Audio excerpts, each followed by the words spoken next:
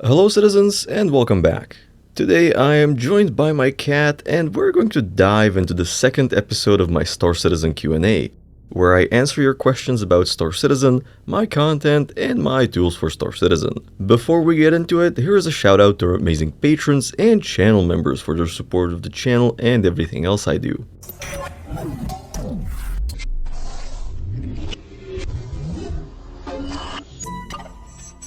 Today we have 7 questions that cover pretty much all the topics, so let's get started. Our first question comes from Nan.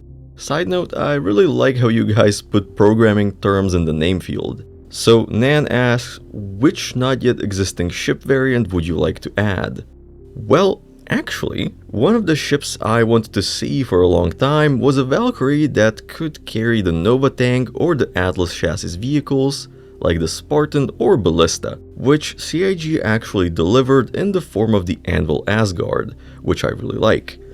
Though I have some reservations about the weapon loadout and the seating. If you haven't checked it out yet, the Asgard features 6 pilot-controlled weapons and it replaces the top turret with a missile turret controlled by the pilot. It also retains the bottom manned turret of the Valkyrie, and there is only one additional seat. This, in my mind, creates 2 problems. First, the crew of the vehicle you're transporting has nowhere to sit. Of course, they can stay in their vehicle, but that doesn't sound too secure. And second, once you're landed, you're completely exposed to an attack from above. The pilot can only aim forward, which is great for suppressing ground units. But with the top turret being replaced by a missile rack, you really have no way to cover yourself. Which is not really a big deal if you control the airspace, but in contested areas it might be a problem. At the same time, while landed, depending on the surface, the bottom turret is virtually useless. So I think the ship would be better if the top manned turret was retained and the bottom one was either completely removed or replaced with a missile rack.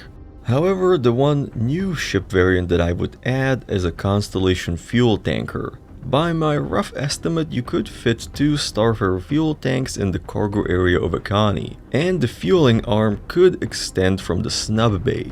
I think this variant could fill a gap in the available ship lineup. Some of you are going to say that the Aegis Vulcan fills the same role, but I would disagree. The Vulcan is a multi-role service ship. It has drones that can rearm, repair, and refuel. And my guess is that refueling through a boom arm is going to be much faster than a drone. And if you need all of those capabilities, you can still bring a Connie and a Vulcan with a smaller crew count than a Starfarer. At the same time, I think the biggest advantage of the Starfarer is that it can refine fuel on the spot. Moving on to our next question. Singleton asks, which new features do you think they will still release this year, knowing the focus is on content and not features? Well, this is a very difficult question. We can clearly see the content focus this year with many new ships and missions coming in.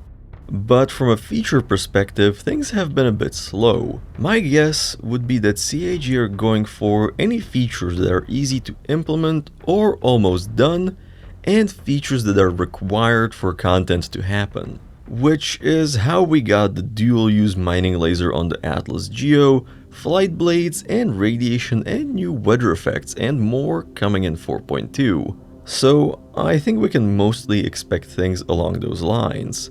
I definitely expect more weather effects to be added, possibly some changes to components and other minor things. I actually think now would be a good time for CIG to take another pass at the general UI of the game, since there likely won't be any more major features to support, at least in the short term. However, I am keeping my mind open and I am hoping CIG surprise us with things like flight surfaces or engineering.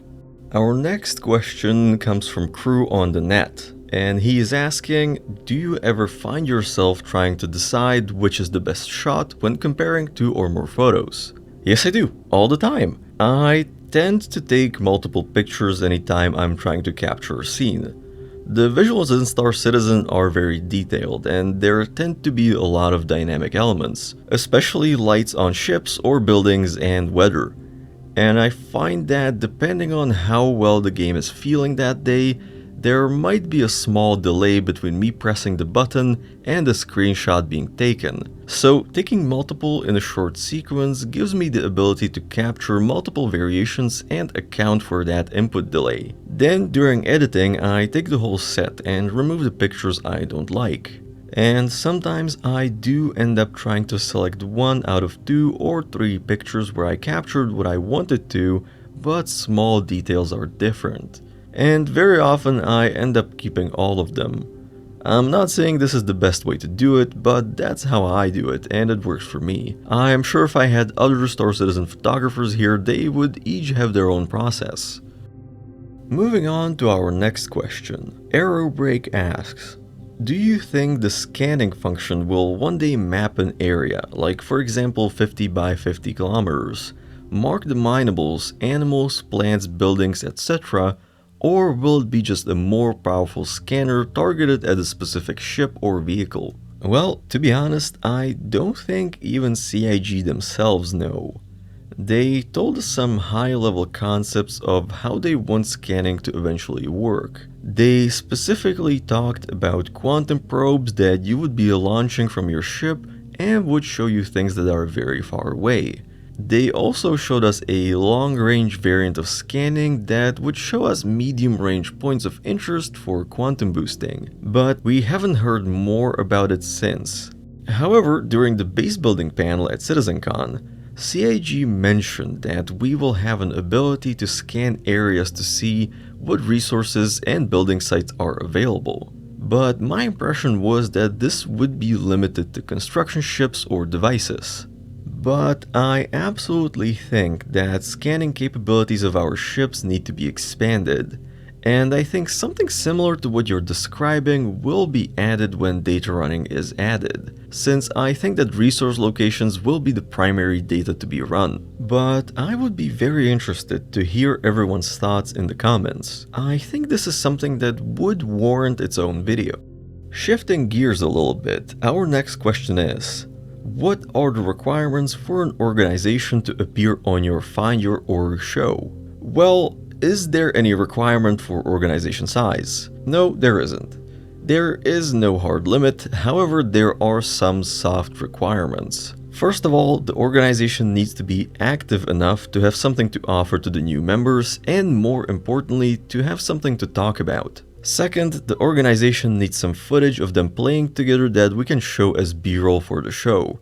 And of course, I am willing to help out with that if needed.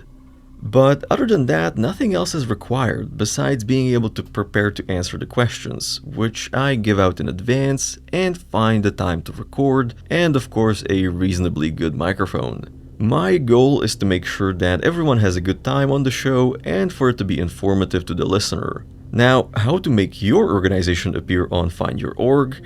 I do a lot of reaching out on my own, but there are many organizations. So if you don't want to wait, all you need to do is reach out to me via email or Discord, and I can answer any questions you might have and we will get you set up.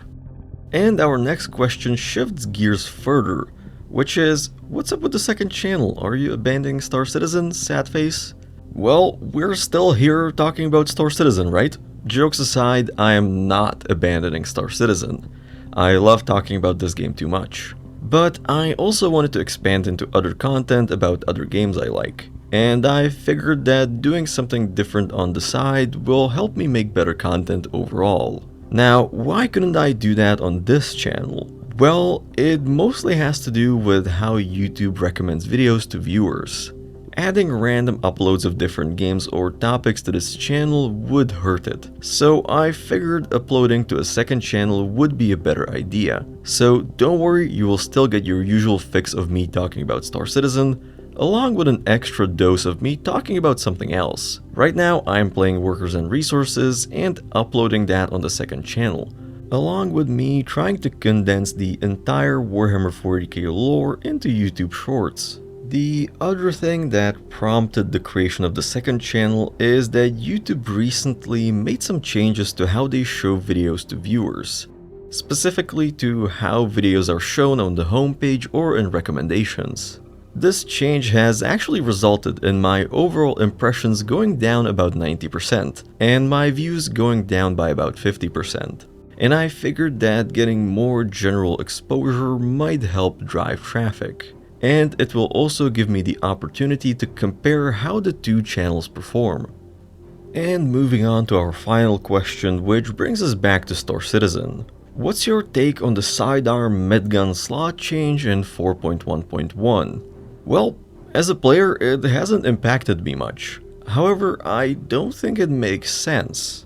I don't think there was any balance reason to do this, and forcing players to make a choice when they have enough equipment slots for both a pistol and a medical tool seems a bit weird.